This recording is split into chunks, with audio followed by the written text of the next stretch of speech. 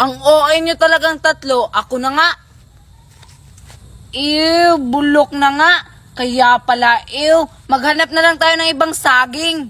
Tatara na nga, Joshua. Ayoko nang humawak dyan. Ew, tara! Ew. Anong bulok na pinagsasabi nila? Makakain pa to, oh. Uy guys, malapit na pala yung Pasko. Bare months na ngayon. Bare months na nga. Pero hindi ako excited sa Pasko kasi alam ko parang hindi ako bibigyan ni Mami at Daddy ng regalo. Bakit naman Queenie hindi ka bibigyan ng mami at daddy mo ng regalo?